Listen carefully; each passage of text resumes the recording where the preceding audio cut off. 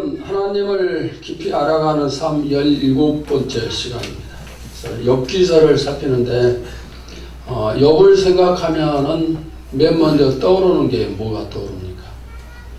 고난이죠. 고난이 떠오르는데 아마 성경에 기록된 사람들 가운데서 욥과 같이 많은 고난을 받은 사람은 없을 겁니다. 그러면은 욥이 받은 고난이 어떤 것인가? 1장을 보시면은 욥에게는 10명의 자식이 있었어요.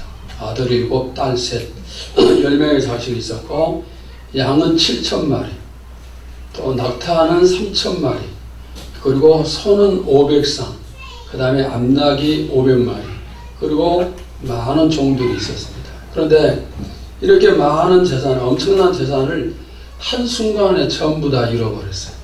그래서 여부 사람이 침범을 해서 짐승을 빼앗아가고, 또 하늘에서 불이 내려서 타서 죽고, 그 다음에 집이 무너져서 욥의 자식들이 전부 다 죽고, 그래서 이 모든 짐승들과 종들과 아들을 자식을 한꺼번에 다 잃어버렸습니다.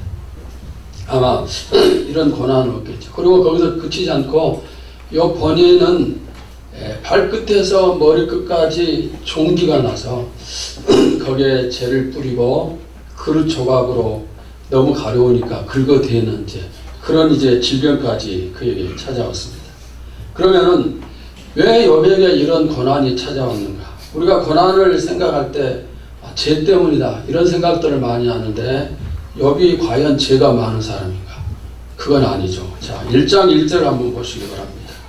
우수 땅에 욥이라 불리는 사람이 있었는데 그 사람은 온전하고 정직하여 하나님을 경외하며 악에서 떠난 자더라.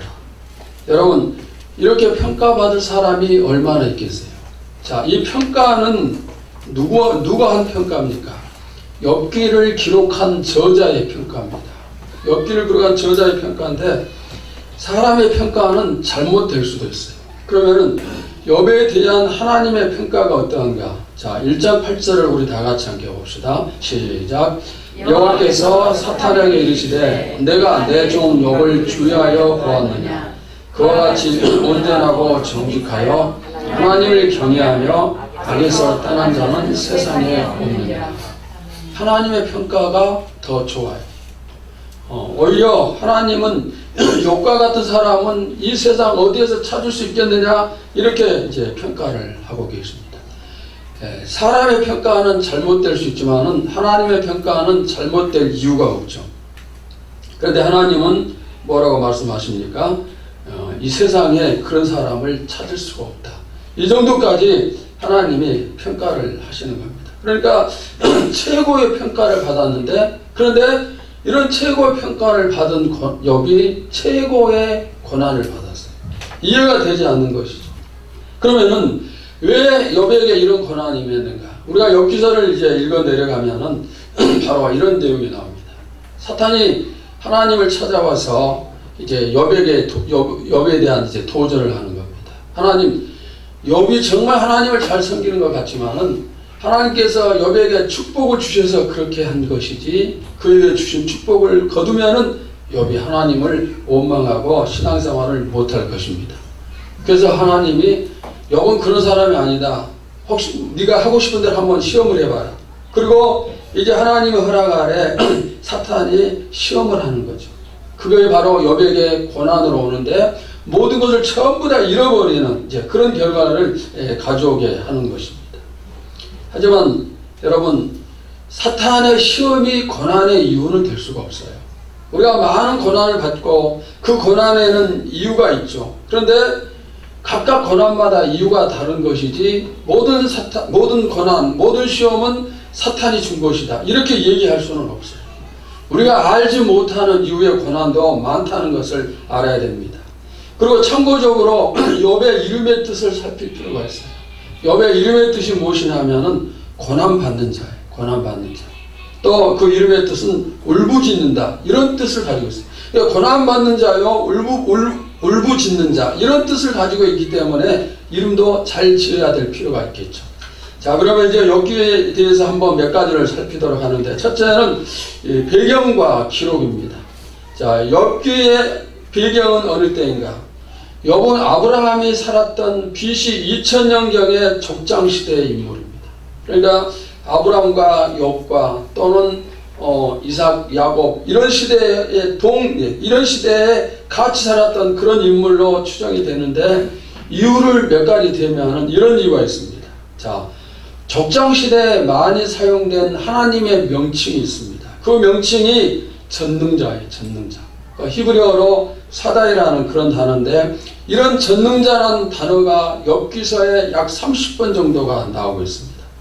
그 다음에 또 하나님에 대한 단어 가운데 엘로힘이라는 단어가 많이 나오는데 이 엘로힘이라는 단어는 모세 시대에는 이런 단어가 사용되지 않지만 그 이전에는 많이 사용되었는데 욥기서에도 이 엘로힘이라는 단어가 많이 등장을 하고 있습니다.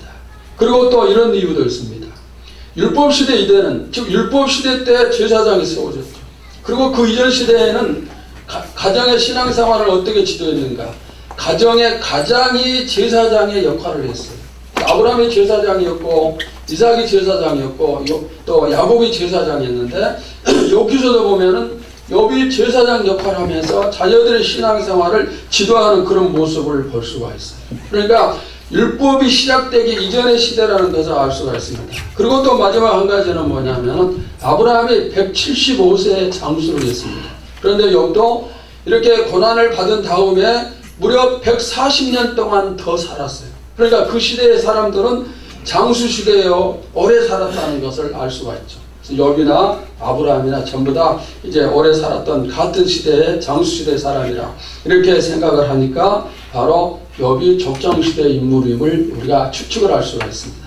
그 다음에 이제 기록 목적입니다. 기록 목적은 두 가지인데 첫째는 고난도 하나님의 주권 가운데 있다는 것이죠. 그래서 고난이 올 때 순종의 삶을 살라 이런 이제 목적이 있고 그 다음에 또 하나는 하나님을 아는 인간의 지식과 인간의 의로움에는 한계가 있다는 것을 보여주는 거예요. 여기 처음에는 하나님도 그렇게 인정하셨죠. 의인이고 온전한 사람이죠. 그래서 욥이 고난 이후에 자꾸 하나님께 항변을 합니다. 나는 죄가 없는데 왜 이런 고난을 주십니까? 그런데 나중에 하나님을 만났을 때 욥이 자신이 죄인임을 고백을 하고 회개하는 그런 모습을 볼 수가 있죠. 그러니까 우리가 우리 자신에 대해서 다 알지를 못해요. 너무나 한계가 많다는 것이죠. 자, 그 다음에 두 번째는 욥기서의 구성인데 첫째 단락은 1장에서 2장으로 욥의 고난에 대한 내용이 나오죠. 자, 고난이 찾아온 이유를 처음에 잠깐 말씀드렸는데 사탄이 욥을 무너뜨리기 위해서 시험을 했습니다. 우리의 고난도 사단이 우리를 무너뜨리기 위해서 찾아오는 그런 고난들이 많습니다. 그러나 그것만은 아니에요. 고난이 오는 이유는 다양하다고 했습니다. 그러나 어떤 이유로 찾아오든 고난은 반드시 승리를 해야 돼요. 어떤 고난이든 우리는 이겨야 됩니다. 고난은 다른 말로 얘기하면 시험이라고 할 수가 있습니다. 사탄이 주는 시험이 있고 하나님이 주시는 시험이 있는데 이 시험을 통과해야 우리가 다음 단계로 올라갈 수가 있어요. 한 단계 더 올라가기 위해서는 통과를 해야 되죠. 예를 들면 내가 고등학교를 졸업하고 대학에 진학을 하기 위해서는 대학 입시에 합격을 해야 되죠. 그래야 진학합니다. 대학을 졸업하고 대학원에 가기 위해서는 대학원 입시에 합격을 해야 됩니다. 만약에 입시에 실패하면은 1년 동안 공부를 더 해서 다음에 다시 시험을 쳐야 되죠. 근데도 떨어지면 또다시 공부를 해야 되죠. 이렇게 고난도 우리가 그 과정을 겪었을 때 성숙할 수 있는 것이고 고난을 통과하지 못하면은 같은 고난을 계속해서 통과할 때까지 받아야 된다는 거죠. 그러니까 어떻게 해야 되죠? 이겨야 됩니다. 이겨야 됩니다. 그러면은 모든 고난은 우리가 전부 다 이길 수 있는가? 여러분 어떻게 생각을 하십니까? 어떤 고난이든지 어떤 시험이든지 우리가 전부 다 이길 수 있나요? 자, 고린도전서 10장 13절을 보십시오. 우리 다 같이 함께 봅시다. 시작. 사람이 감당할 시험 밖에는 너희가 당한 것이 없나니 오직 하나님은 미쁘사 너희가 감당하지 못할 시험 당함을 허락하지 아니하시고 시험 당할 즈음에 또한 피할 길을 내사 너희로 능히 감당하게 하시느니라. 하나님이 주시는 모든 시험은 모든 고난은 전부 다 어떻다는 거죠? 감당할 수가 있고 피할 수가 있습니다. 그러면 사탄이 주는 시험은 어떤가? 마찬가지예요. 사단이 우리에게 어떤 시험을 준다 할지라도 우리가 전부 다 감당할 수 있고 피할 길이 있습니다. 왜 그런가? 예수님이 먼저 승리하셨기 때문에 예수님을 따르는 우리 모두 다 사탄의 시험에서 승리할 수가 있어요. 우리가 영적 전투를 포기하지만 않는다면 무조건 고난 앞에서도 승리입니다. 여러분, 사탄을 두려워하지 마세요. 사탄은 우는 사자처럼 입을 벌리고 삭힐 자를 두루 찾아다니지만은, 그러나 내가 일부러 이 벌린 입속에 내 머리를 집어넣지만 않는다면은, 그리고 내가 싸우겠다는 다짐을 한다면은 언제든지 이길 수가 있습니다. 사탄이 어떻게 할 도리가 없다는 것을. 그래서 오늘 여러분 가운데 혹시 고난 중에 있는 그런 분이 있다면은 두려워 말고 이길 수 있다는 믿음을 가지시기 바랍니다. 모든 고난은 전부 다 힘든 거예요. 힘들지 않은 고난 없어요. 예를 들어 볼까요? 이제 1살, 2살 먹은 아이가 옆에 아이들이 많이 있는데 이 다른 아이들은 전부 다 아이스크림을 먹는데 이 아이에게만 안 줬어요. 얼마나 힘들겠어요. 그러나 어른들 입장에서는 그런 건 전혀 힘든 게 아니에요. 고난은 누구든지 전부 다 힘든 거예요. 다 힘든 것입니다. 힘들지 않는 그런 고난은 없다 이 말입니다. 그러나 무슨 고난이든 앞에 말씀드린 것처럼 전부 다 이길 수 있어요. 내가 포기하지만 아니하면 승리는 항상 내 것입니다. 여러분들이 주님과 늘 동행을 하시기를 바랍니다. 주님과 동행하시되 어떻게?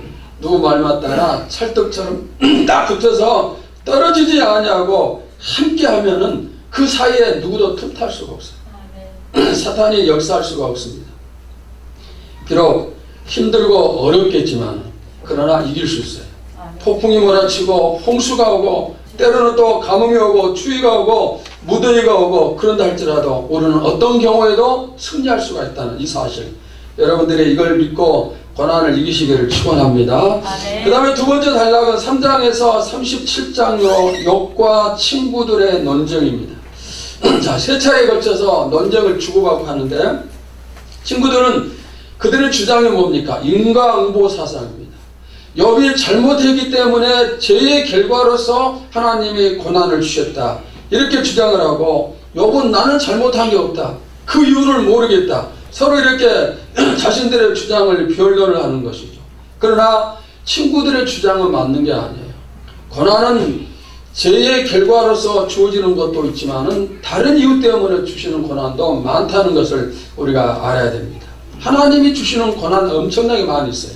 자, 그 다음에 세 번째 단락이 38장에서 42장인데 여기는 하나님의 응답과 욥의 축복입니다.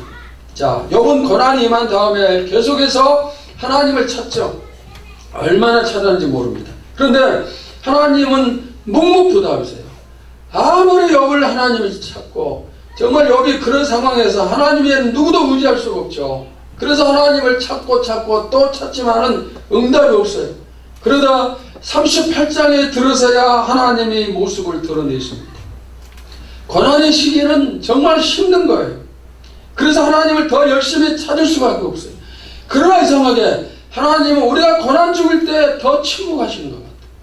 내가 힘들 때 하나님이 더 도우시고 더 역사하시고 그렇게 하셔야 되는데 하나님이 그럴 때일수록 더 침묵을 길게 가지고 가시는 것 같아요. 이런 일들이 너무너무 많다 이 말입니다. 그렇지만 욥이 우리에게 보여주는 좋은 모습은 그럼에도 불구하고 찾고 또 찾고 그랬더니 결국 하나님이 욥에게 응답하셨다는 겁니다.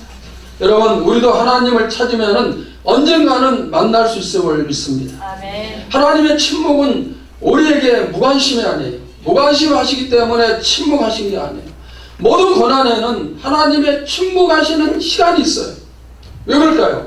만약 내가 고난을 받았을 때 하나님 해결해 주셔야 기도하고 하나님이 즉시 응답하신다면 그것은 고난이 아니에요. 그 고난 아니잖아요. 하나님이 침묵하시면서 뭔가를 이루고자 하시는 겁니다. 인내를 배우게 하시고 또 끈기 있게 매달리는 것을 배우게 하시고 더 열심히 기도하게 하시고 교만함이 깨져서 겸손하게 하시고 이런 여러 가지를 하나님의 침묵 속에서 배우기를 원하시는 거예요. 그래서 우리는 하나님이 침묵하실 때 나도 모르는 사이에 하나님이 원하시는 사람으로서 점점 변해가는 겁니다. 하나님의 침묵은 나쁜 게 아니에요. 지금 여러분에게도 하나님이 침묵 중일지 모르겠습니다. 그렇다면 이 말씀을 기억하시며 포기하지 마세요. 끝까지 기다리고 또 기도하십시오. 그러면 언젠가는 하나님이 만나주세요. 38장에 하나님과 욥의 만남이 이루어지는데 하나님을 만난 순간 욥의 모든 문제가 다 거기서부터 해결이 되어지죠. 여러분, 우리의 문제 역시 똑같아요. 하나님을 만나야 문제가 해결됩니다. 하나님을 만나세요. 만날 때까지 기다리고 기도하고 찾아야 됩니다. 어떤 사람은 하나님을 만나기 위해서 산을 오르는 거죠. 등산을 한다고 할 때 끝까지 오르고 마지막 이제 정상 남았는데 거기가 정상 오르기 직전에 너무 힘드니까 거기서 포기하고 내려오는 사람이 있어요. 몇 발자국만 더 오르면 정상을 정복하는 거예요. 신앙생활 하면서 내가 조금만 더 참으면 정복이고 하나님을 만나고 해결이 되어지고 그런데 마지막을 참지 못해서 무너뜨리는 그런 사람들도 있습니다. 여러분도 이제까지 기다렸다면 더 기다리고 그래서 하나님을 꼭 만나시기를 축원합니다. 요즘 우리 교회 기도 제목 가운데 저도 개인적으로도 같은 제목을 가지고 기도합니다. 하나님을 만나는 것. 바울이 다메섹으로 가는 도중에 하나님이 찾아오셨습니다. 120명이 전심전력으로 기도했을 때 성령이 임하셨습니다. 그들이 하나님을 만나고 성령이 임했을 때 뛰어나가서 복음을 전했습니다. 그 이전에는 하나님을 원망하고 모른다고 했던 사람들이 또 저주했던 사람들이 이제는 하나님을 위해서 복음을 위해서 생명을 걸고 죽기를 각오하고 일하는 그런 사람이 됐습니다. 이유는 바로 하나님을 만났기 때문에. 여러분도 하나님을 만나는 축복, 성령의 충만함을 받는 축복의 성도들 되시기를 바랍니다. 기도할 때마다 오늘 이 시간에도 하나님 우리를 만나 주십시오. 예배 시간에도 하나님 이 예배를 통해서 우리를 만나 주십시오. 이런 기도들을 드리고 사모할 때 하나님이 만나 주심을 믿습니다. 그 다음 세 번째는 핵심절과 핵심 단어입니다. 핵심절은 말할 필요 없이 오늘 본문입니다. 23장 10절 우리 다시 한번 볼까요? 그러나 내가 가는 길을 그가 아시나니 그가 나를 단련하신 후에는 내가 순금같이 되어 나오리라. 아멘. 고난의 목적은 아주 다양하지만 그러나 가장 중요한 한 가지 목적은 바로 방금 이 말씀이에요. 왜 우리에게 고난을 주시는가? 순금 같은 진짜 믿음을 만들기 위함입니다. 여러분, 순금이 얼마나 좋습니까? 모든 사람들이 다 금을 사랑하죠. 요즘 금값이 떨어져서 금을 또 사는 사람들이 많다고 그러는데 순금은 정말 좋아요. 금이 너무 좋다 보니까 금 중에도 가짜금이 있어요. 불 위에다 금으로 도금을 해서 진짜처럼 그렇게 하는 거. 또 금반지 가운데도 불순물이 섞인 반지가 있어요. 14금, 18금 우리 그렇게 얘기를 하죠. 우리의 믿음이 진짜 순금 같은 믿음이 되기를 바랍니다. 그러기 위해서 어떻게 하는가? 한 가지밖에 없어요. 뭘? 고난을 받아야 되고 고난을 통과를 해야 돼요.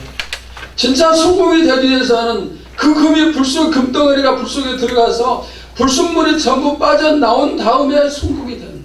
이 불순물이 빠져나올 때 금이 자기 자신의 몸을 녹이는 거예요. 뭘까요? 바로 우리가 받는 고난. 고난을 통해서 내 자신이 깨어지고 내가 회개하고 내가 갖출 것은 갖추고 믿음이 성장하고 그러면서 진짜 믿음이 되어지는 거예요. 고난이 없이는 이런 믿음, 순금의 믿음을 가질 수가 없습니다. 하나님은 욥에게 고난을 주시는데 그 이전에도 정말 좋은 믿음이었지만은 이 고난의 과정을 통해서 진짜 더 좋은 순금 같은 믿음으로 만드시길 원하시는 거예요. 그러니까 사탄을 통한 고난이지만은 목적은 바로 믿음의 성장, 순금의 믿음. 바로 이것이 고난의 모든 제일 중요한 그런 목적이라 이렇게 얘기할 수가 있습니다. 고난이 없으면은 믿음이 성장하기 어렵고 고난이 없으면은 내 믿음의 불순물이 빠져나갈 수가 없습니다. 좋은 신앙, 칭찬받는 신앙인이 될 수가 없습니다. 그러니까 고난이 필요한 거예요. 주님 앞에 설 때 어떤 사람이 칭찬받는가? 믿음이 좋은 사람이. 그러면 누가 칭찬받는가? 직분? 아니에요. 목사 장로 건설하는 직분을 받았으니까 칭찬받고 교회 오래 다녔으니까 칭찬받고 그게 아니에요. 직분이 칭찬받는다면 예수님의 12제자들이 다 칭찬받아야 되죠. 그러나 제자들은 주님이 선택했던 사람들이지만은 믿음이 적은 자야 하고 책망을 했어요. 반대로 이방에 있던 백부장과 가난안 여인은 믿음이 크다고 주님의 칭찬을 받았어요.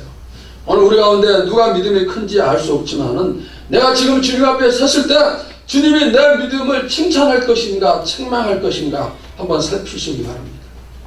그리고 내가 지금 어떤 금인가, 가짜금인가, 14금인가 18금인가 아니면 순금인가, 그것도 한번 생각을 하세요. 여러분의 목적이 순금이 되시기를 바랍니다. 그리고 지금 고난 중일 때 이 고난이 끝나면은 내가 한 발자국 더 순금이 되어진다, 이런 이제 희망을 가지고 이길 수 있기를 바랍니다. 그 다음에 핵심 단어는 하나님의 절대 주권에 대한 인간의 절대 순종이에요. 자, 여기 끊임없이 하나님께 부르짖었던 것이 뭡니까? 하나님 왜? 이 왜를 자꾸 부르짖고 호소합니다. 나의 생각에는 왜 이런 일이 올 이유가 없는데 내가 왜 이런 고난을 받아야 되는가? 이유를 찾고 찾아도 찾을 수가 없는 거예요. 죄를 멀리했고 하나님을 경외했고 자식들 신앙생활까지 잘 관리를 했고 아무 부족함이 없이 열심히 하나님을 섬겼는데 왜 나에게 이런 일이? 그래서 자꾸 왜를 던지는 것이죠. 그런데 우리가 이걸 알아야 되죠. 사람이 하나님께 왜라고 질문할 때 하나님이 그 질문에 반드시 응답을 하셔야 되는가? 그건 아니에요.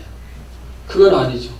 우리 입장에서는 응답의 이유가 필요하지만은 하나님은 하나님 입장에 서서 하실 때도 있고 하시지 않을 때도 있는 것이죠.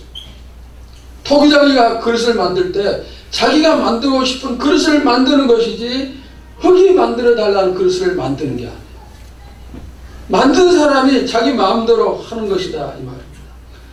여러분, 하나님은 주권자입니다. 그분은 천지를 창조하셨기 때문에 그분의 창조를 받은 모든 피조물은 하나님의 절대 주권을 인정을 하고 받아들여야 돼요. 그분의 말씀 앞에 우리는 아멘하고 순종해야 될 필요가 있습니다. 나의 생사화복이 하나님께 달려있고 우주를 주관하신 분이 하나님이시고 자연을 주관하셔서 비를 주시고 바람을 주시고 공기를 주시는 분이 하나님이십니다. 하나님이 주권자입니다. 그래서 하나님이 우리의 필요에 반드시 응답하셔야 되는 게 아니에요. 그분의 뜻에 맞으면 응답하시는 거고 또 응답을 하시지 않을 수도 있고 하나님의 뜻대로 하시는 거예요. 그래서 결국에는 욥이 이런 질문을 하지만은 욥기서에는 욥의 질문에 대한 명확한 대답을 하나님이 하시지 않아요. 명확한 대답이 없어요. 그래서 해답을 주지 않는 책이라 이렇게 얘기를 합니다. 그러나 잘못된 게 아니에요. 왜? 하나님이 주권자이시기 때문에 그냥 하나님 하시는 대로 한다는 그런 사실입니다. 여러분, 사람이 하나님이 하시는 일을 어찌다 이해를 할까요? 여러분 자신도, 내가 내 자신도 제대로 모르죠. 내가 낳은 자식, 내가 키운 자식도 내가 잘 몰라요. 하나님에 대해서 우리가 알 수가 없죠. 어떻게 알 수가 있겠습니까? 내가 성경을 천독을 했다고 해서 성경에 대해서 전부 다 아는 건가? 아니죠. 내가 기도할 때마다 하나님 응답하시고 영적 세상을 내가 체험했다고 해서 전부 다 아는 것인가? 아니에요. 아무리 많이 배우고 아무리 많이 기도하고 아무리 오래 신앙생활을 했다 할지라도 바울의 고백을 알아야 돼요. 어떤 고백입니까? 지금은 희미하게 보이나 그때는 주를 맞대고. 지금 우리는 아무리 많은 것을 갖춰도 희미할 뿐이에요. 희미할 뿐. 신학 공부를 20년, 30년 해도 모르는 것 투성이고 목회를 30년, 40년 해도 모르는 것 투성이고. 지난 7월 24일 이틀 전 금요일이죠. 미국 나사에서 제2의 지구를 발견했다. 이렇게 이제 발표를 하면서 흥분하고 난리가 났었죠. 그런데 제2의 지구는 여기에서 무려 1400광년, 즉 빛의 속도로 갈 때 1400년을 가야 도달할 수 있는 그런 멀리 떨어진 별이에요. 그런데 그 별을 보니까 우리 지금 태양계처럼 거기에도 중심에 태양과 같은 별이 있고 그 주변을 도는 별들이 있는데 제2의 지구도 그 주변을 도는데 지구보다 크기가 약간 크고, 그 다음에 지구는 365일에 1년에 한 바퀴 도는데 그 별은 조금 더 시간이, 그리고 물이 있을 가능성도 있다고 얘기하면서 어쩌면 앞으로 사람들이 제2의 고향으로 삼을 수도 있다, 이런 이제 발표를 했습니다. 다들 떠들썩했죠. 여러분, 빛의 속도로 가도 1400년이에요. 그런데 우주는 그보다 훨씬 더 광활하잖아요. 하나님의 위대하심, 하나님이 그런 우주를 창조하셨어요. 하나님이 얼마나 위대하시고 전능하신 분이신가. 그 우주를 하나님이 창조하셨어요. 우리가 알면은 얼마나 알고, 우리가 똑똑하면 얼마나 똑똑하겠어요. 하나님의 위대하심 앞에 여러분도 저도 늘 겸손해야 되죠.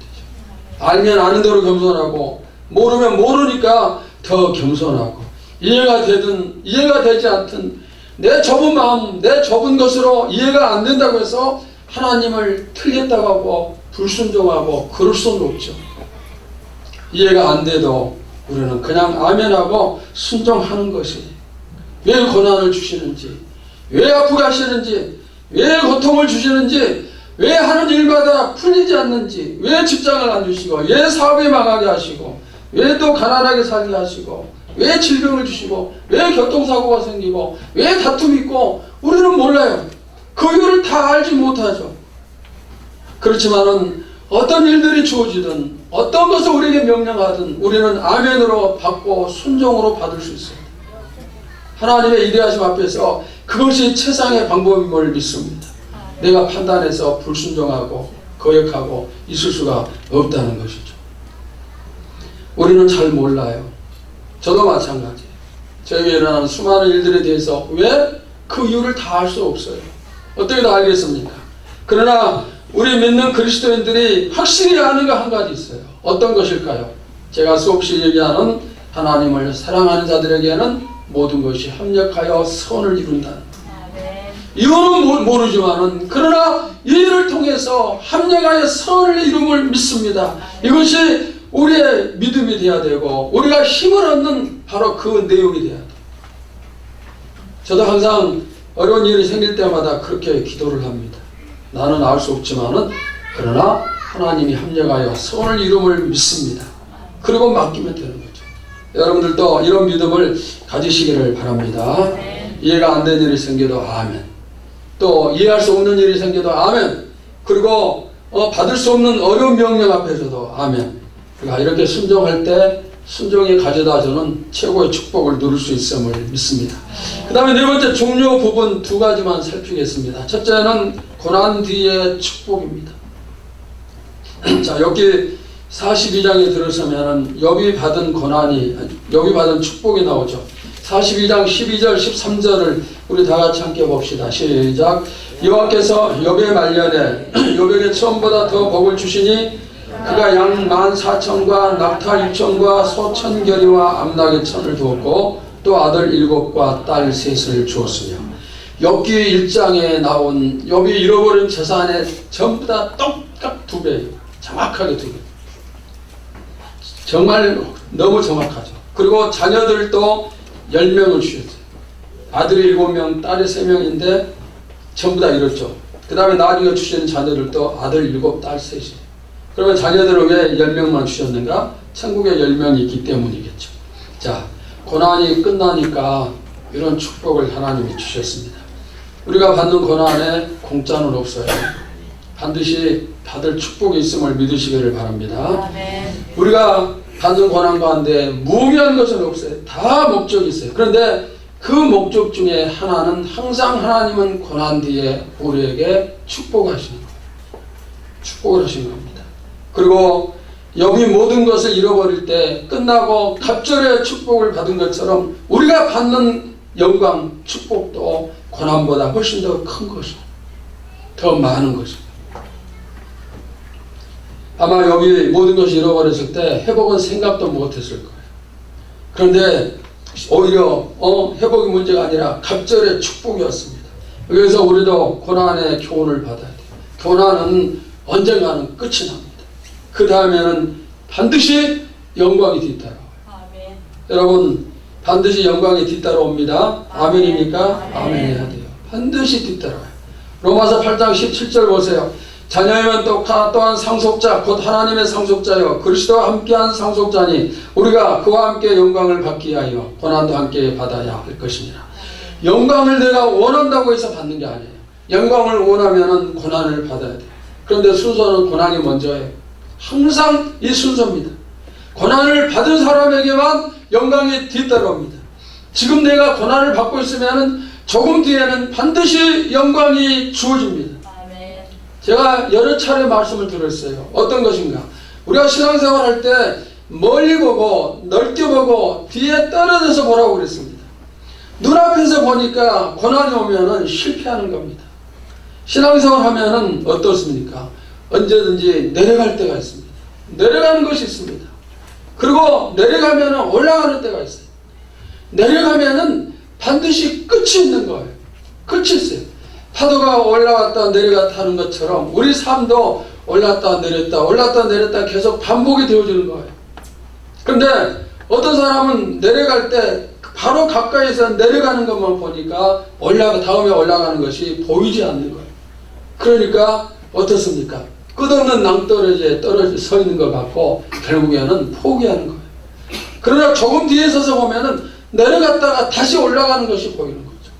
여러분 넓게 보고 멀리 보고 뒤에서 보세요. 그러면은 어떤 고난도 어떤 시험도 우리가 다 이길 수 있어요. 지금 내가 떨어지고 있다고 해서 끝이 아니에요. 하나님은 다시 올라가게 하시는 거죠. 그러니까 힘들어도 희망을 가져야 되고 잘 된다고 교만해서도 안 되고 항상 오르고 내리고 반복되고 있으면 안 되죠. 그러나 그건 이제 또 이렇게 설명할 수 있어요. 우리가 오르고 내림을 반복할 때 점점 우리의 수준이 높아지는 거예요. 더 높아져서 조금 내리고 그 다음에 더 높아져서 더 내리고 그러다 보면은 높은 곳까지 우리가 올라갈 수가 있음을 알 수가 있습니다. 지금 여러분들이 내려가는 중이다? 그러면은 곧 끝나고 올라갈 때가 온다. 바로 그 믿음을 가지시길 바랍니다. 하나님 이게 끝이 아닙니다. 다시 일어설 거고 다시 쓰임 받을 것이고 다시 축복을 받을 것이고 다시 기도의 불이 붙을 것이고 우리가 그런 믿음을 가져야 되죠. 그리고 실제로 하나님이 그렇게 해주시고 여러분 고난에 의미 없는 고난은 없어요. 반드시 하나님이 영광을 주심을 믿으시기를 바랍니다. 그리고 설령 우리가 이렇게 고난을 받으면서 이 땅에서 역과 같은 갑절의 축복을 받지 못한다 할지라도 그게 잘못된 게 아니에요. 이 땅에서 안 받으면 우리가 천국에서 받는 것이고 사실은 천국의 축복이 진짜 축복이에요. 로마서 8장 18절을 보세요. 생각하건대 현재의 고난은 장차 우리에게 나타날 영광과 비교할 수 없도다.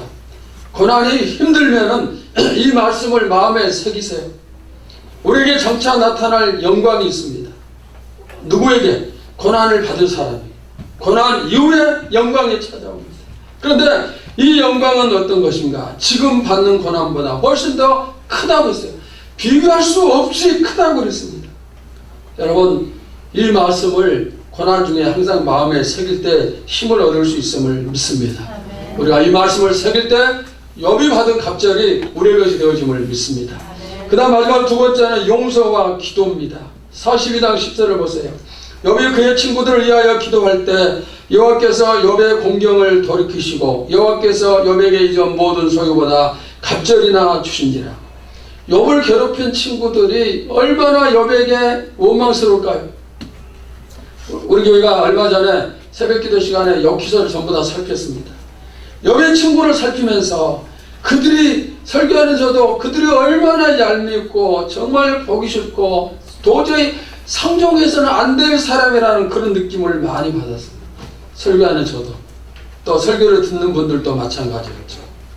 욥의 재산과 자식을 다 잃어버렸지만은 그 잃어버려서 받는 고통보다 욥의 친구들의 정죄를 통해서 받는 고통이 훨씬 더 크고 힘든 거예요. 그러니까 정말 제3자가 봤을 때도 그 친구들이 벼락을 맞아 죽었으면 좋겠다.